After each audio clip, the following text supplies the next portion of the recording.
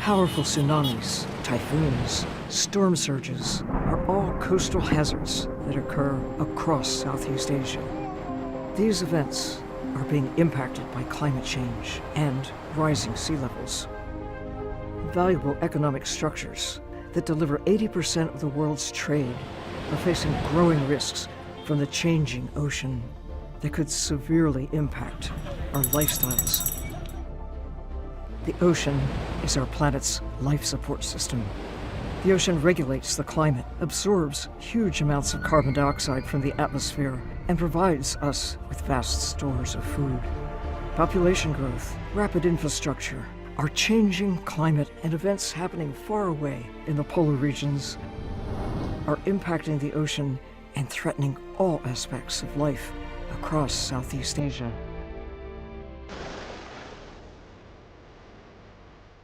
How do we protect our coastal cities and coastal communities from rising sea level, changes in storm surges, and the potential for tsunamis? Sea level rise intensifies the hazards of anything related to the oceans. The connection between a healthy ocean and healthy people is nowhere more obvious than in Southeast Asia. We have so much to learn, and we have so much to contribute to being part of the solutions for our changing oceans. For scientists at the Earth Observatory of Singapore, it is a race against time to understand the effects climate change will have on coastal infrastructures in the region, ports, and trade. Just how prepared are we for extreme weather events in the future?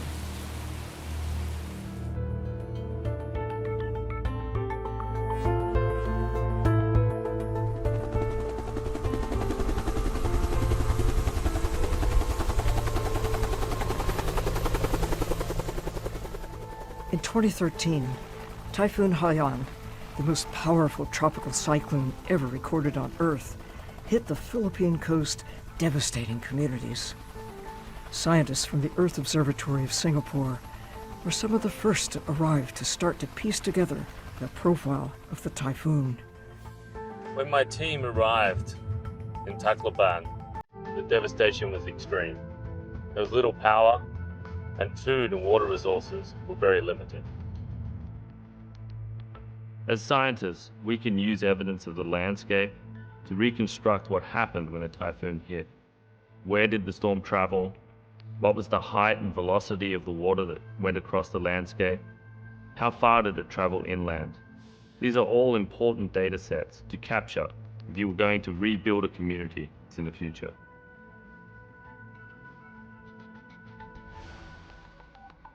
It looks like the beach has started to recover. Yeah, but still a long Adam and his team continue to visit the area affected by Typhoon Haiyan and collect soil samples and analyze the information they contain. The amount of sand, yes, shells, vegetation is and stuck plant like life in the beach.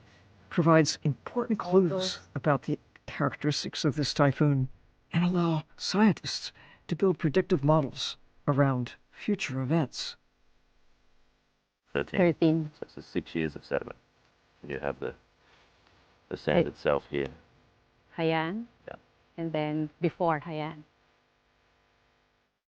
We also look at tsunami deposits in Indonesia and in Thailand and in India. And we use the same sort of sedimentary techniques and geomorphological techniques to look at boulders and sands that are left behind after these events. Ocean. We need to eat it.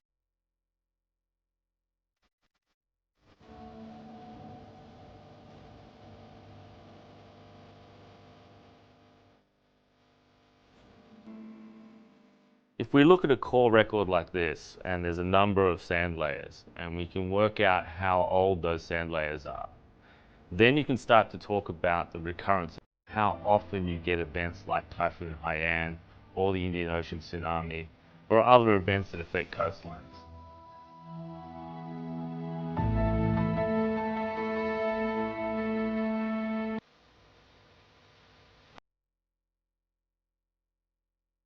Our region faces an increasing threat of natural hazards. As climate changes and sea level rises, We may see a change in storm intensities and durations. And we also see other coastal hazards like tsunamis on a background of rising sea level. All of this makes our coastal communities more vulnerable and more susceptible to catastrophic events like tsunamis and storm surges. Long coastlines and heavily populated low-lying areas make this region of more than 600 million people one of the world's most vulnerable to weather extremes and rising sea levels associated with climate change. The average temperature in Southeast Asia have risen every decade since the 1960s, with Vietnam, Myanmar, the Philippines, and Thailand being among the top 10 countries in the world most affected in the past 20 years.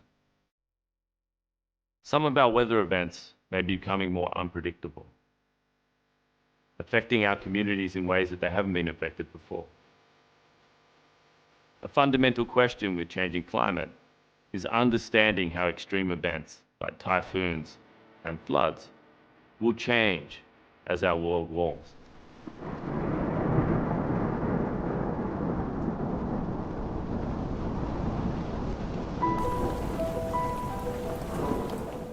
With climate change, rainfall is likely to change. As a result, rains falling in cities from storms and tropical cyclones that come into our river systems like this and canals and travel down to the coast is also going to change. So what do we need to think about in terms of our future of our cities? As river comes out of systems like this, it meets the ocean. Now, if we have rising sea levels and then we have storm surges and extreme events on top of that, that river coming down through these canal systems, that water coming down through these canal systems will meet a higher sea level. And what that means is we get a phenomenon known as compound flooding. Now in Southeast Asia, that's an incredibly important thing. Much of the region has low-lying coastal communities, and they're likely to become increasingly vulnerable to things like compound flooding.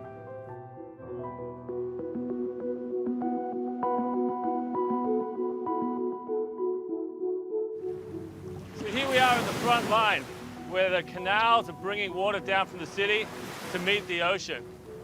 So let's have a quick look at this wall here and try to explain what compound flooding is.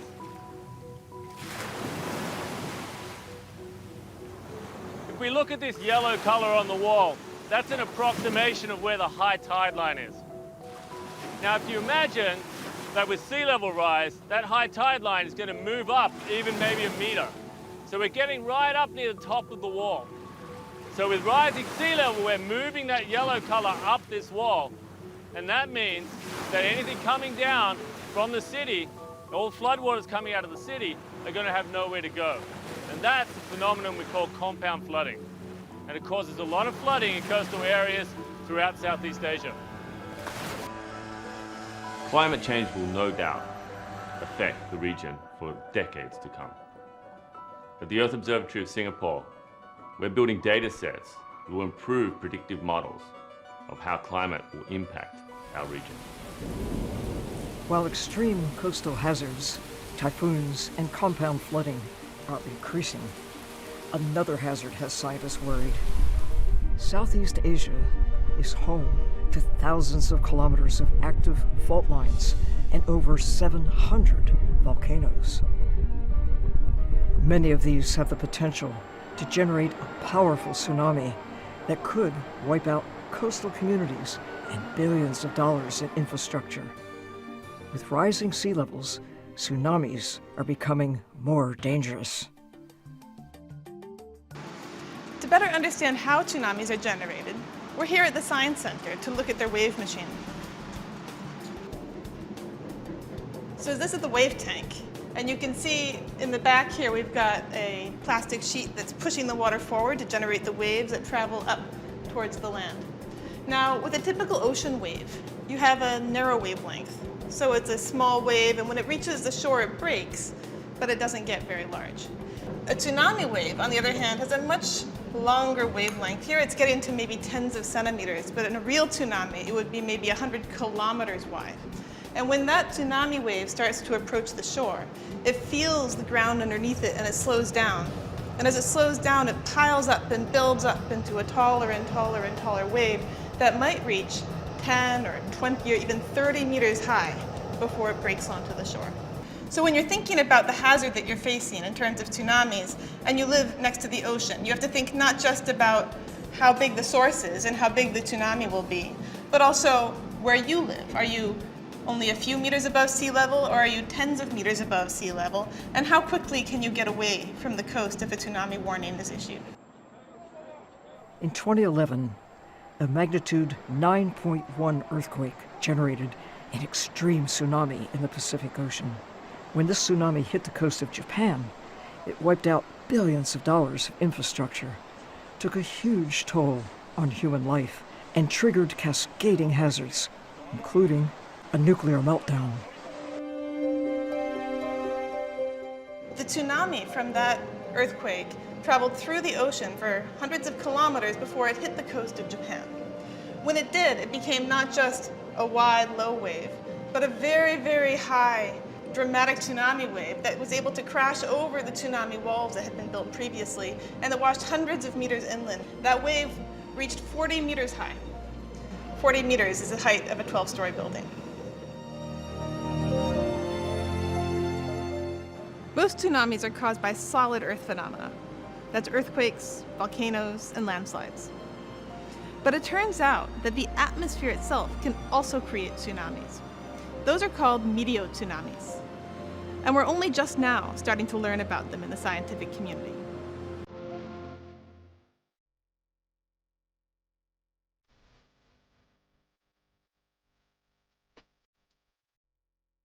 So you're probably wondering what we're doing here in a cable car high above the land surface when we're talking about tsunamis, storm surges, and sea level rise that occurs down there. But I want to talk a little bit about the atmosphere, because tsunamis also occur in the atmosphere. They're also generated by the atmosphere. In particular, I want to talk about meteotsunamis. Meteotsunamis are tsunamis that are generated by atmospheric processes. So they're generated by storms, thunderstorms, and other frontal systems that occur over the ocean. And they generate waves because of pressure differences at the ocean surface. And those waves move towards the coast. And in the same way that tsunamis generated by earthquakes and landslides, they grow as they get to the coast, and they can be incredibly damaging when they meet coastal communities or ports or other infrastructure. One recent example was in the island of Majorca in the Mediterranean, where a meteotsunami came on shore, washed over the beaches, through the restaurants with very little warning. The study of meteotsunamis is a fairly new endeavor. We've known about them for some time, but there seems to be more and more events. They occur all over the world, in the Mediterranean, in the Atlantic, in the Pacific, and even in the Great Lakes of North America. They can be quite damaging events, and they can be up to 2 meters high in places. So getting a better understanding of the atmospheric processes that generate meteotsunamis is really at the forefront of tsunami science at the moment. One of the scary things about meteotsunamis is that they're almost indistinguishable from other types of tsunamis and even some storm surges. So what's at the forefront now is trying to work out how we can predict meteotsunamis. At the Earth Observatory of Singapore, we're working hard to increase our understanding of where meteotsunamis occur and what their likely impacts are in the future. A team of international scientists have modeled the potential impact sea level rise could have on future tsunamis in the region. Just a half-meter rise in sea level could more than double the chances of a huge tsunami flooding territories in southern China, like Macau. Sea level rise is one of the major impacts of climate change, and that sea level rise brings the water level closer to where we work, where we live, and where we have our holidays. Just that fact makes it possible that smaller earthquakes in the future create tsunamis that have the same impact as very big earthquakes and their tsunamis today. Macau and other cities are extremely important for the global economy, for our lifestyle. if you will. We wouldn't be able to buy iPhones, we wouldn't be able to buy computers, and so forth. And that means these cities grow, and they need to put the industry that are developing in that area as well as the people somewhere. Oftentimes they rely on what we call reclaimed land. They reclaim land from the ocean, and that land is oftentimes very low lying. So now with sea level rising, that land becomes closer to the sea, and again, smaller tsunamis can flood quite a bit of that area, and that's what we showed in our paper. But just how much damage could a powerful tsunami do this century? The source of the present danger is the Manila Trench, which sits in the South China Sea. This trench has the potential to generate an extremely strong earthquake, powering a very damaging tsunami. So Manila Trench poses somewhat of a mystery to scientists because there has not been a very large earthquake in the past, neither in recorded history nor in actually recordings. So we usually can say that, or the longer the time is between two large earthquakes in the Manila Trench, the more likely it is they occur and the larger they're going to be. That's a basic paradigm of geophysics. A powerful earthquake in the Manila Trench could generate a tsunami so extreme it could threaten many coastal cities and trading ports across the region. I don't think we need to worry about individual cities, because that earthquake will generate a tsunami that is so significant that we will see major destructions along the entire coast. We need to worry about where people live. We need to remove those people. We need to move them out of harm's way if that is to occur. We do not have a lot of time, especially for the China coast, Macau, and so forth, because of the closeness or the small distance to the Manila Trench. Time to impact is what scientists are working to model. A 9.1 earthquake could see a powerful tsunami generated by the Manila Trench reach the Philippines in less than 60 minutes, and the southern coast of China in around 120 minutes. Planners need to take this as an opportunity to embrace the uncertainty and imagine mitigation measures or plans that increase the resilience in the region. And that is really important because of prosperity in the region ensures global prosperity, and if not, it will diminish our lifestyles everywhere.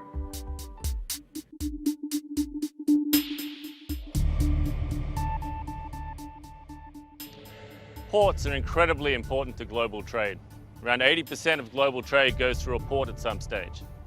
They're also vulnerable to what happens in our warming oceans. So how do we protect the ports of the future to make sure that they're safe and sustainable for our future societies? 2011 tsunami in Japan affected the ports of the region and affected global trade. It gave us great insights into the effects that a tsunami can have on global trade and coastal infrastructure like ports and oil facilities. Over here we have a map of Japan. Here is a port of Sendai. As you can see, that there are many facilities that are located just along the port area. Over here we have the oil refinery, and then we have a petrochemical complex which is located over here. And we also have cargo handling facilities. Along the entire port, we have many warehouses that are in charge of supplying to the rest of the country and importing and exporting goods. By using thousands of images before and after the event, taken by satellites, we were able to look at the vulnerability and the damage that was done by the tsunami and provide a tsunami assessment of that damage. This is also taken in the Sendai port, and this is of a petrochemical complex. Due to the leakages from an oil pipe that were damaged by tsunami waves, there was a fire that broke out in this vicinity. So the 2011 Tohoku tsunami caused more than $12 billion damage to ports and infrastructure in the region. It crippled supply chains and critically affected and impacted the import and export into the region by about 60%. It underscores a critical need for risk assessments for port infrastructure to coastal hazards like tsunamis and storm surges. Securing economic trade stability in the region from climate change events like powerful tsunamis or storm surges is critical to global trade. 80% of the world's exports come from Southeast Asia. However, the vulnerability to our everyday lifestyle is yet to be fully understood. The biggest vulnerabilities that we have, and the biggest profile problems that we have, is that the majority of important cities and places of importance are located at sea level. The majority of the Pacific Islands, if there was to be a severe tsunami, then those islands will be wiped out. And on top of that, the events that would occur when you're talking about risk profiling, you're talking about problems, water security and food security, as well as power security. How is that country then supposed to electrify? How is it supposed to communicate? The things that we all take for granted in this modern day, such as communication platforms, telephones, Wi-Fi, for example. We are in this situation at the moment where the international community is starting to rely more and more on digital. And as we rely more and more on digital, if we have a tsunami and the risk is such that it starts to fall into a critical situation, then we won't have access to any of these items. How is the crisis response then supposed to be met? How is it then dealt with?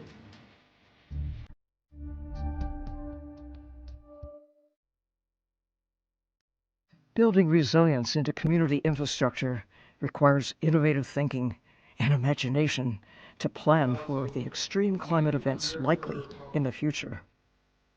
At the Earth Observatory of Singapore, the Disaster Risks and Analytics Lab has been developed to enable policymakers, planners, and first responders to do just that.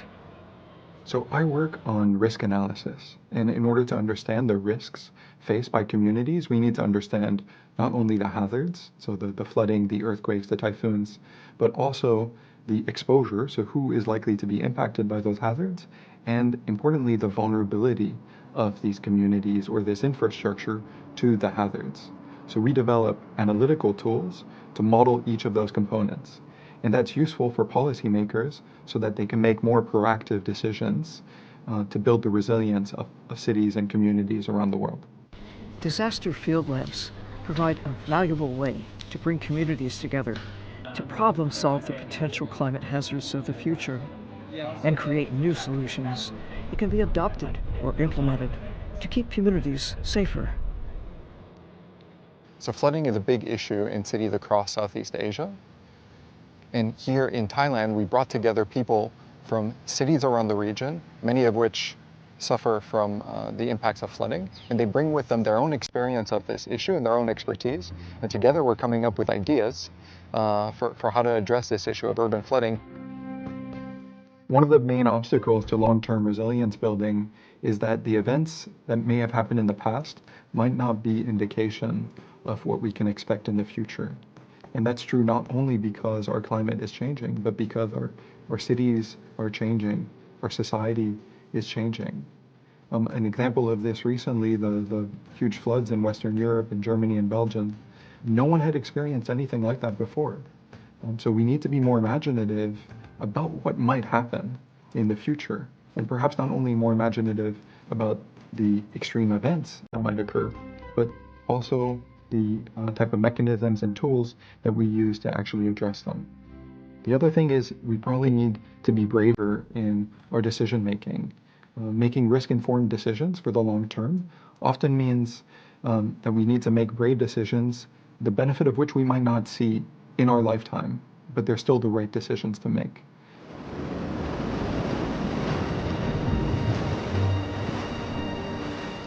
The ocean is being impacted locally and globally.